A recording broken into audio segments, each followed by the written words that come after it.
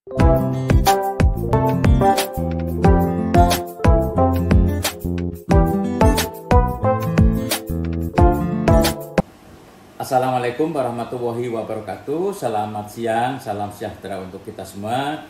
Saya sedang berada di ruang kerja Kepala Dinas Pemberdayaan Masyarakat Perempuan dan Perlindungan Anak Kota Jambi. Nah, tadi saya diminta untuk menyampaikan materi di pelatihan penanganan kasus. Ya. Dan yang menarik teman-teman, para peserta dari pelatihan tersebut adalah ketua-ketua forum RT se-Kota Jambi.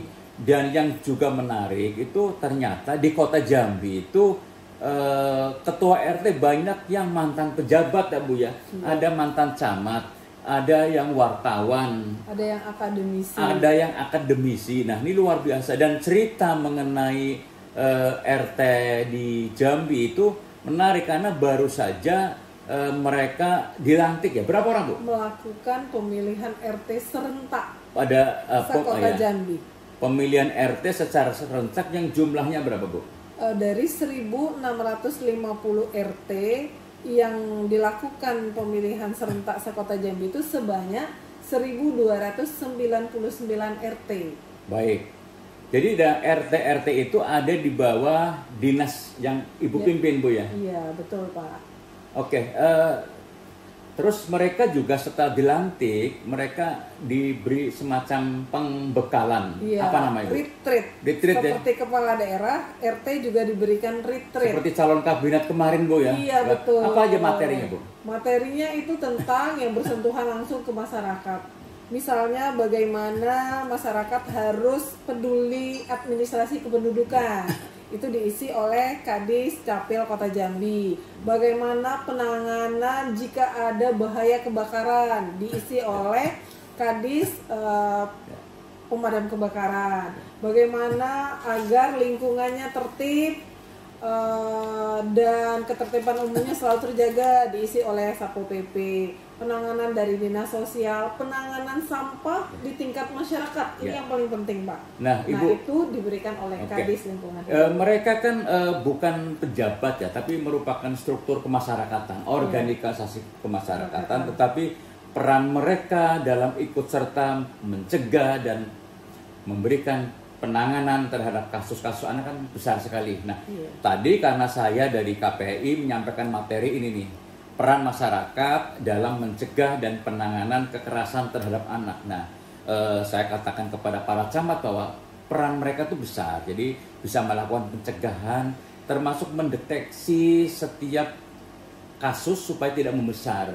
Termasuk juga Bu, misalnya kalau ada kasus kekerasan dalam rumah tangga, para ketua RT itu bisa mendeteksi supaya tidak membesar meluas. Jadi kita punya pengalaman kasus kekerasan rumah tangga di Jagakarsa Bu, yang tahu ada 4 anaknya yang meninggal. Nah, bagaimana Ibu nanti menjadikan ketua RT itu sebagai ujung tombak dalam pencegahan dan penanganan kekerasan terhadap anak khususnya Bu, dan juga perempuan?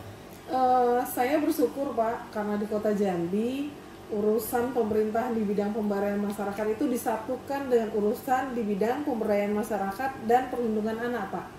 Jadi misi-misi besar tentang pemberdayaan perempuan dan perlindungan anak ini selalu saya titipkan kepada ujung tombak pemerintah. Bahkan wali kota kami itu menyatakan Pak, kalau ketua RT itu wali kota tingkat 4. Wali kota tingkat 4 ya, tingkat satunya. Belum pernah Bapak ini Bapak dengar di mana-mana ya. Kalau di Kota Jambi, ketua RT itu wali kota tingkat 4.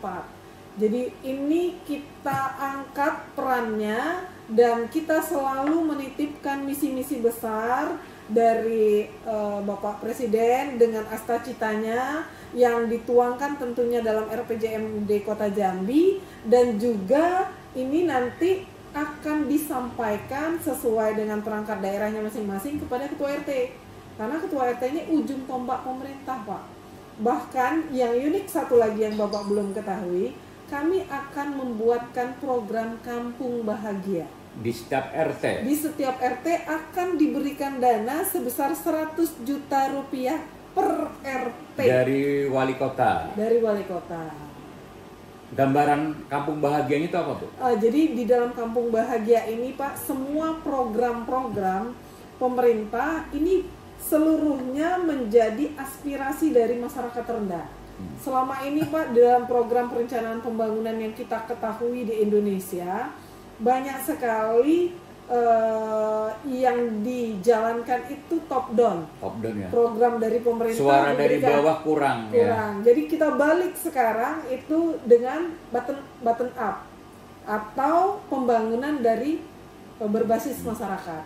Jadi misalnya selama ini mungkin pembangunan jalan lingkungan yang skala kecil yang belum tersentuh oleh pemerintah atau daftar antriannya terlalu panjang, masyarakat bisa mengusulkan dan mengerjakannya langsung. Jadi masyarakat mengusulkan, misalnya membuat pos kamling, selama ini susah kan Pak? Nah ini boleh taman bermain anak yang ramah ya. Yang ramah anak, ini juga boleh diusulkan. Posyandu boleh diusulkan.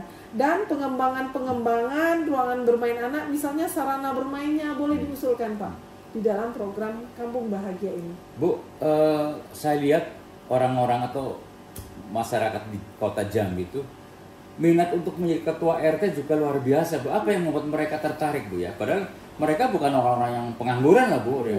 Iya. Gimana, Bu? Nah, apa yang dinyatakan oleh Bapak tadi sangat betul, Pak. Saya sendiri Pak, waktu melaksanakan pemilihan RT serempak itu sempat kaget Pak. Jadi ada kita tuh PSU sampai 2 kali Pak.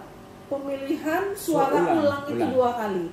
Dan kemarin di hari Selasa, baru 1 hari yang kemarin, kita melaksanakan penyelesaian sengketa pemilihan terhadap 7 RT yang bermasalah. Mahkamahnya siapa? Mahkamahnya kan dari kota itu, kami dari DPM PPA dan ketua atau koordinatornya asisten 1 beserta dengan Kabak Hukum.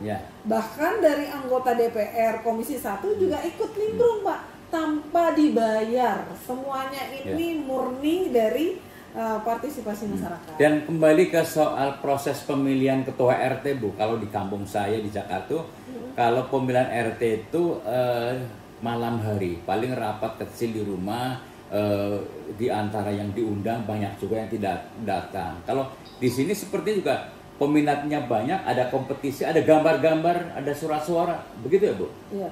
Jadi Pak, kita di dalam aturan yang dituangkan di dalam peraturan Wali Kota nomor 6 tahun 2025, karena banyaknya ketua RT di Kota Jambi ini 1650 ya Pak, cukup banyak. Metodenya tidak kita paksakan dengan pemilihan langsung, tapi ada 2 metode yang kita tawarkan kepada masyarakat. Boleh musyawarah mufakat yang seperti Bapak sampaikan tadi, boleh pemilihan langsung seperti pemilihan-pemilihan. Ada calon-calonnya sudah disepakati. Itu semua adalah keinginan dari masyarakat. Panitia pemilihannya juga dari masyarakat. Jadi ada Pak yang unik Pak, ada dalam satu wilayah itu calonnya ada 8.